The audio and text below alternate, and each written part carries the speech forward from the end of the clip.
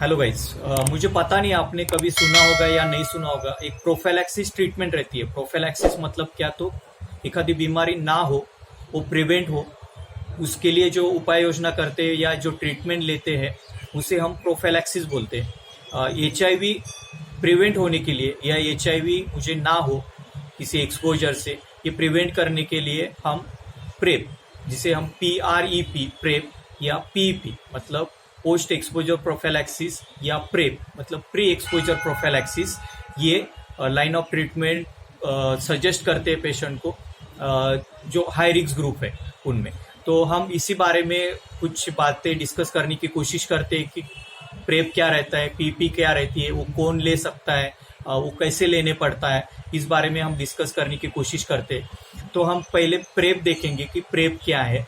तो प्रेप का जो लॉन्ग फॉर्म है वो प्री एक्सपोजर प्रोफेलैक्सिस, मतलब कोई अगर एक्सपोजर आता होगा, जिसे हम सेक्सुअल एक्सपोजर बोल सकते हैं, आता होगा तो उसके पहले लेने वाली जो ट्रीटमेंट रहती है जिससे वो HIV प्रिवेंट हो सके, उसे हम प्रेप प्रोफेलैक्सिस बोलते हैं। आप एक ध्यान में रखो कि प्रेप प्रोफेलैक्सिस ये जो है वो सिर्फ HIV प्रिवेंट करता है, मतलब ह्यूमन इम्यूनोडिफिशियंसी वायरस या जिसे एड्स बोलते हैं हम, वो प्रिवेंट कर सकता है। अदर STD जो है, बाकी सेक्सुअली ट्रांसमिटेड डिसीजेस जो है, वो ये प्रेप प्रिवेंट नहीं करता है। तो ये सिर्फ HIV के लिए प्रोफेलैक्सिस है। HIV या एड्स प्रोफेलैक्सिस के लिए हम प्रेप यूज करते हैं। जो प्री एक्सपोजर प्रोफेलैक्सिस में कौन कौन यूज कर सकता है, कौन ले सकता है, तो जो हाई रिस्क ग्रुप है, मतलब कोई सेक्स वर्कर होगी या मेल सेक्स विथ मेल होगा जिससे होमोसेक्सुअलिटी बोलते हैं हम, या एखादा व्यक्ति होगा कि जिसके मल्टीपल सेक्सुअल पार्टनर होंगे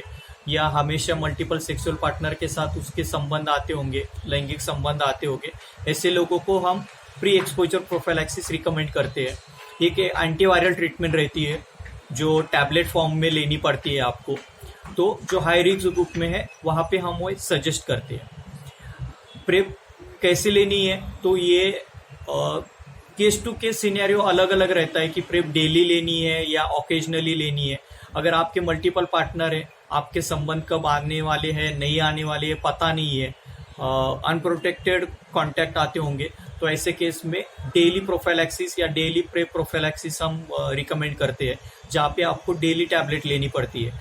अगर सिंगल पार्टनर है, ऑकेजनली कोई कभी कभी कांटेक्ट आते होंगे, तो आइडियली जो प्रेप यूज करते हैं तो वहाँ पे संबंध आने के पहले या सेक्सुअल कांटेक्ट आने के 2 दिन पहले वो प्रोफेलैक्सिस करके शुरू करनी पड़ती है।